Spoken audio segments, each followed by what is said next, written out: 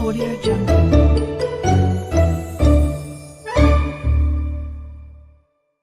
All right, so we're back and ready for another deep dive. And this time, we're heading into the world of sci-fi thrillers.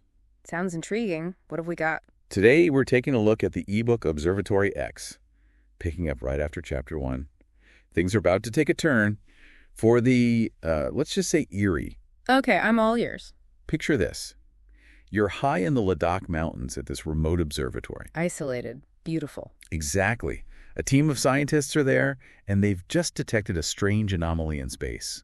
But it's not just any random signal. Oh, what is it then? This thing, it feels alive, and it seems to be watching them. Gives you the chills, right? Definitely sets a creepy tone right off the bat. Yeah. Using Ladakh as the setting is brilliant, too. It's a place known for its stark beauty and isolation. Adds to the mystery. Makes you feel like anything could happen out there. Right. And the prologue ends with this line that just sends chills down your spine.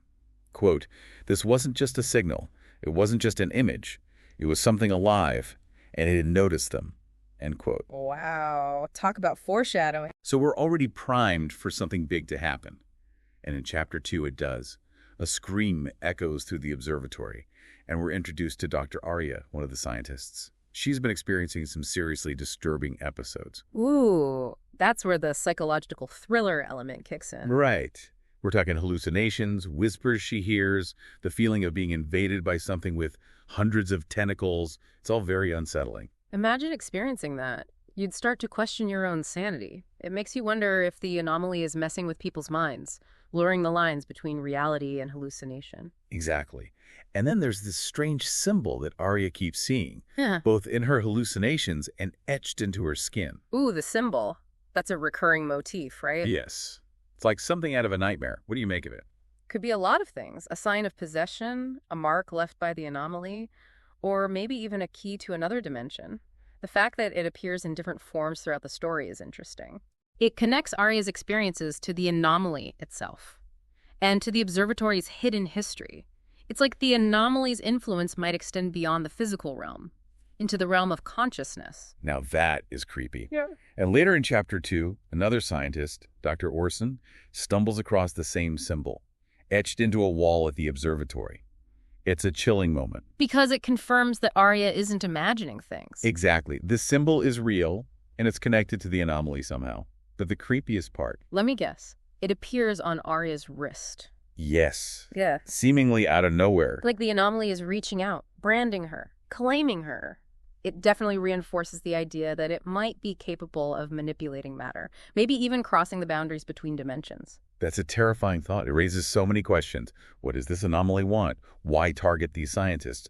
What happens if it can actually influence our world? Those are the questions that keep you reading, right? Trying to figure out what's going on. Absolutely. And then there's the convoy that Dr. Orson sees, leaving the observatory under the cover of darkness. Ah, yes. Adding another layer to the mystery. Right. What are they transporting? Why all the secrecy? Is this connected to the anomaly?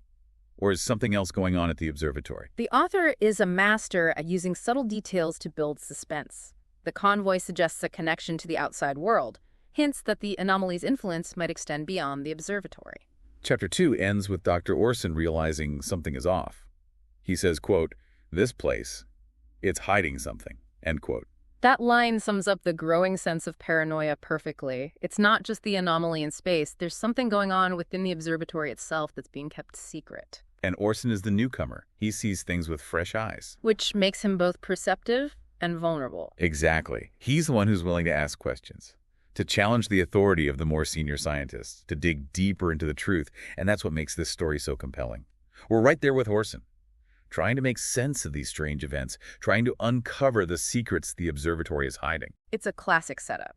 The outsider who sees what others miss, and it always makes for a great story. We left off with Dr. Orson realizing that Observatory X is hiding something, and not just the anomaly in space, something deeper.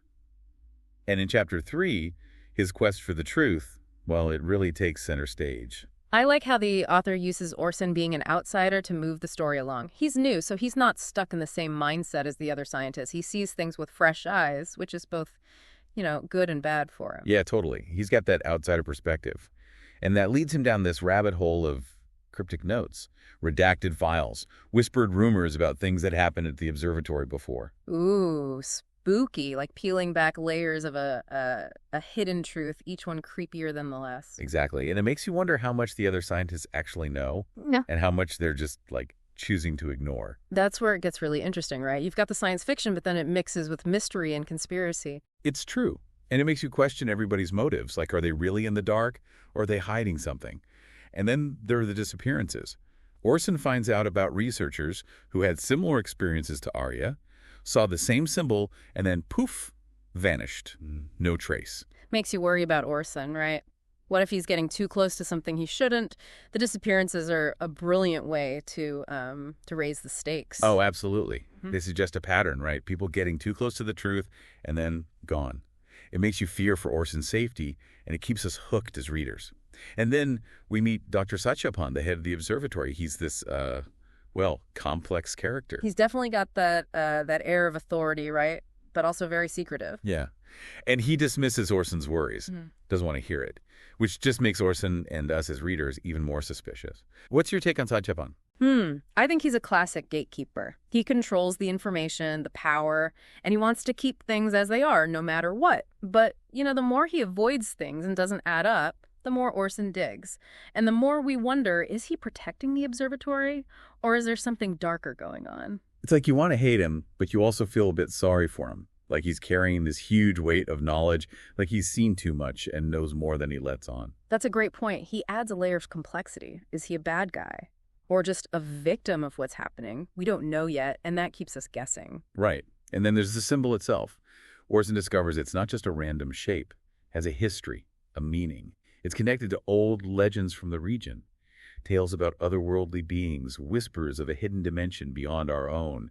It's like the author's weaving in the mythology and folklore of the Himalayas. Exactly. It adds so much depth to this story. It's not just science fiction anymore. It's tied to human belief, to centuries of stories and experiences. And that makes you think, maybe what we see as sci-fi is just ancient knowledge that's been lost or forgotten. Right. It makes you question everything you thought you knew. And then, just when things couldn't get more intense, Chapter 3 ends with Orson making a bold decision. He's going to break into Satyapan's private lab, talk about a point of no return. Right. He's crossing a line, but he's so driven by this need to know the truth, he's willing to risk everything. But who knows what he'll find. So Orson's about to break into Satyapan's lab, talk about a cliffhanger. What do you think he finds? Well, in Chapter 4, he definitely finds more than he was looking for. Yeah. Satyapan's lab is this crazy mix of, super advanced tech and ancient artifacts. Picture cutting-edge scientific instruments next to weird relics and mysterious diagrams. It's like something's not right here. And among all that, Orson finds Satyapan's journals, personal notes detailing his encounters with the anomaly, and it seems like he's been trying to understand it, maybe even control it. The journals change everything. They show that Satyapan's been hiding the truth for years, changing data, silencing people who disagree, all to protect himself and his research. Orson realizes he can't trust anyone, not even the guy in charge. It's a classic case of truth being stranger than fiction and way scarier.